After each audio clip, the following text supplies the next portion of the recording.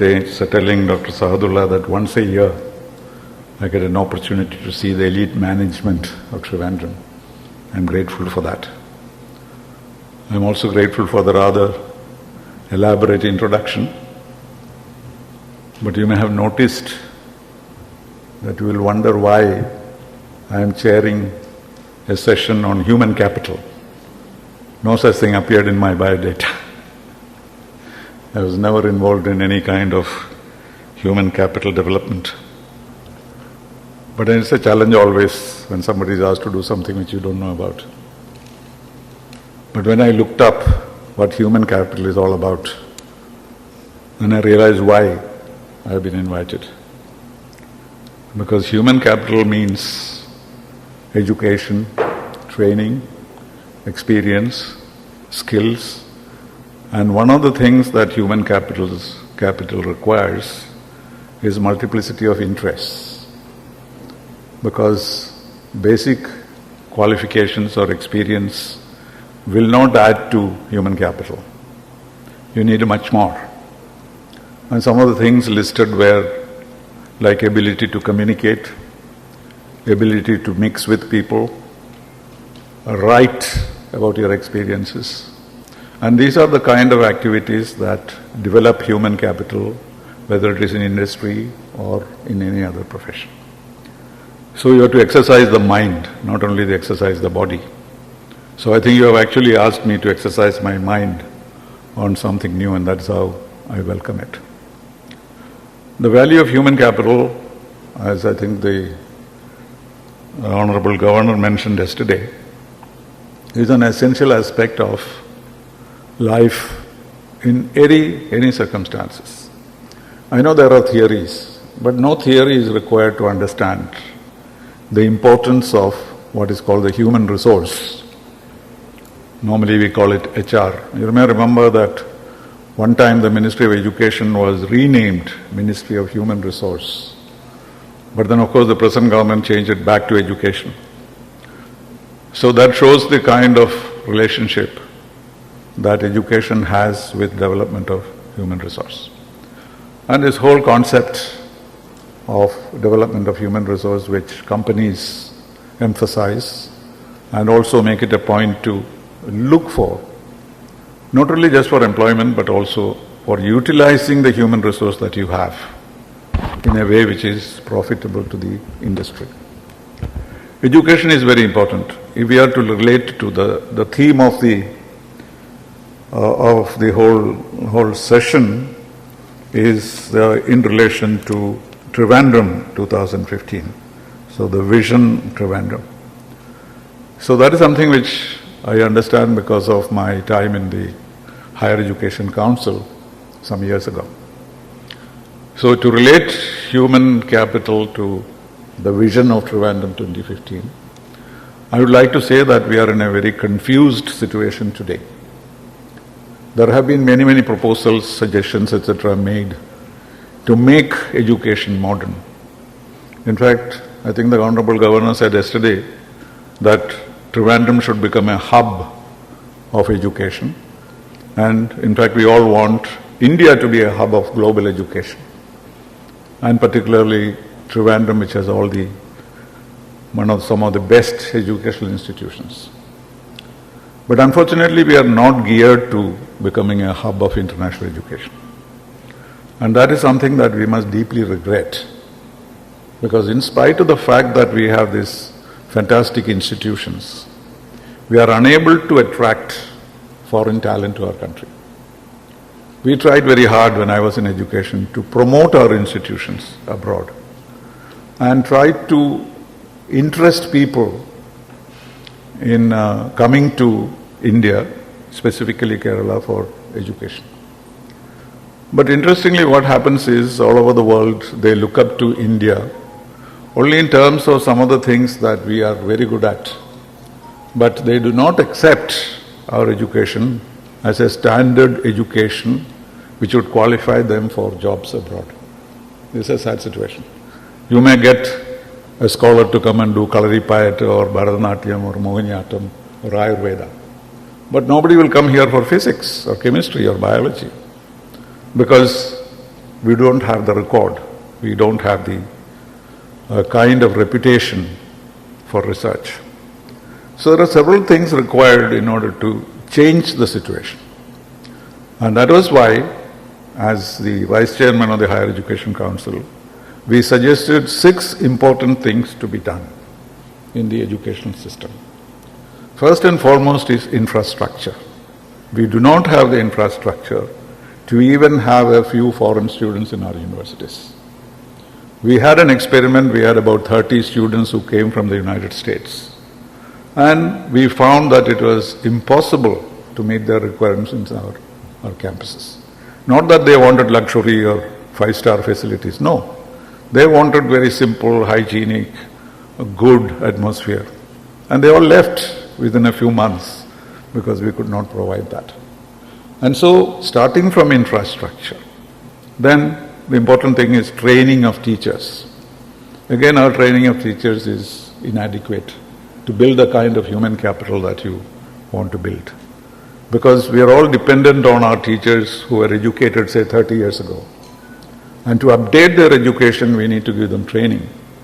We need to make them understand that what they learned, what physics they learned 40 years ago is not relevant anymore.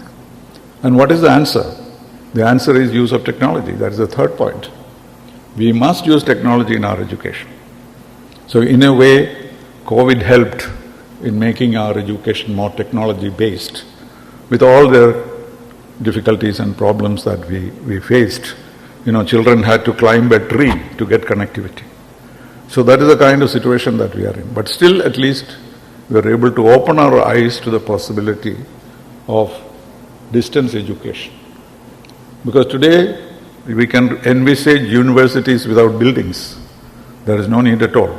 Just like, IT is not in huge buildings in many places of the world. If you have a computer and a garage, you can become a billionaire. But we are not used to that kind of facility because our knowledge of technology and use of technology is quite inadequate. And we tried very hard to do it. We gave them computers, but nobody would look at it. But fortunately now, or unfortunately now, we are dependent more on education, distance education.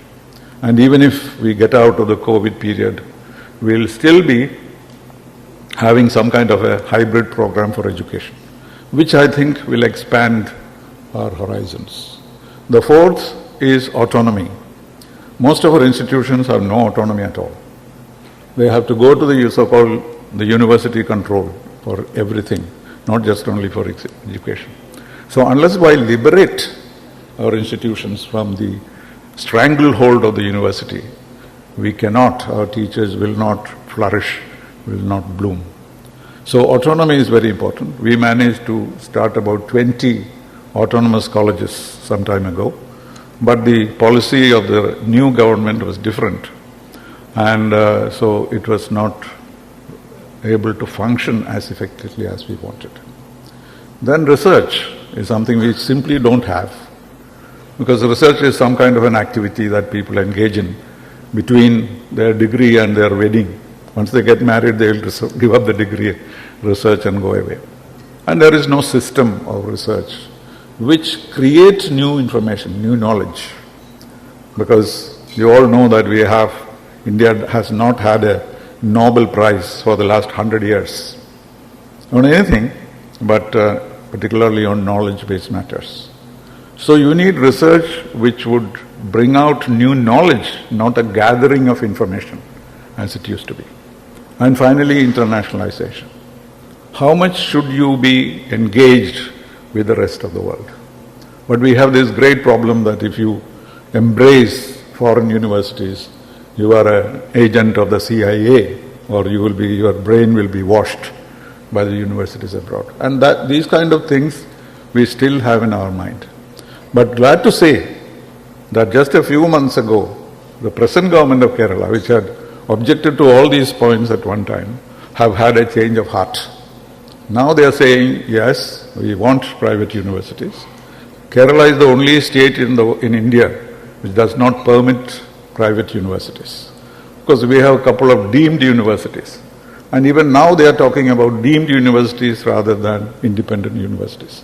Again, the desire to control everything, not to open out things.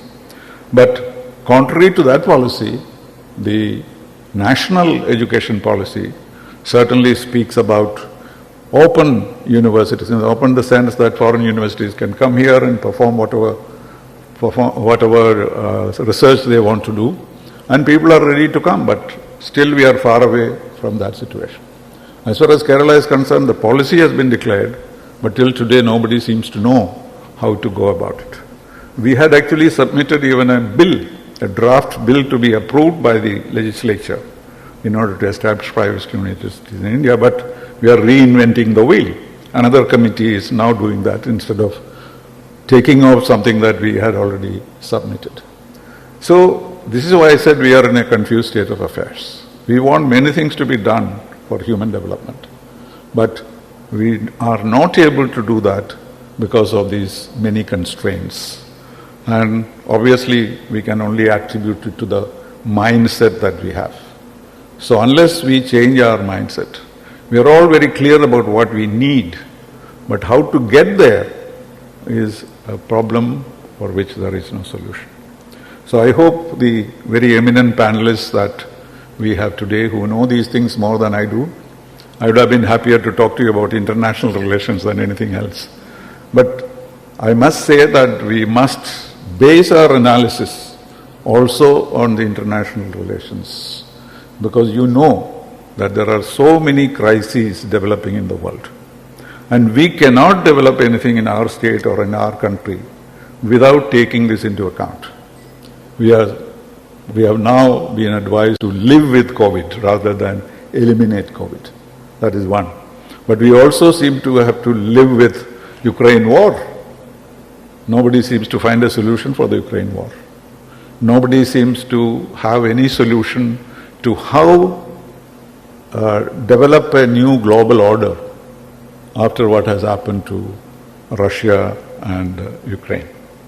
And we are currently in the middle of a crisis as far as the Muslim world is concerned, because of the totally irresponsible criminal statements by some former leaders of the ruling party. So how do we relate to all this?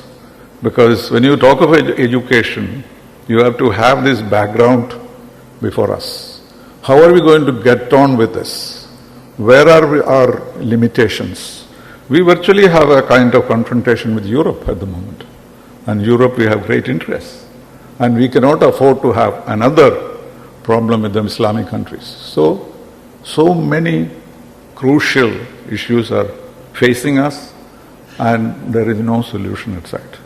So I would like all of us to bear the global situation also in mind when we discuss these issues. I'm sure our panelists will be able to deal with it, and finally we can perhaps have a discussion. So may I call upon the first panelist, Vice Admiral B. Kannan, ex-Indian Navy and former CEO and MD, L&T Shipbuilding Limited. He has held senior managerial appointments in operations, IR&D and technical organizations since 1993. He is a former general manager in Naval Dockyard, Visakhapatnam. Held the post of Chief Material, the highest post a technical officer can attain in naval service, after being additional DG QA of Navy and Admiral Superintendent Naval Dockyard, Mumbai. Conferred with 3 distinguished service medals by the Honorable President of India. He is an expert in knowledge management, shipbuilding, indigenization, Atmanirbhar policy, defense technologies. Ideal person to tell us about human capital. So may I invite Vice Admiral B. Kannan. Thank you.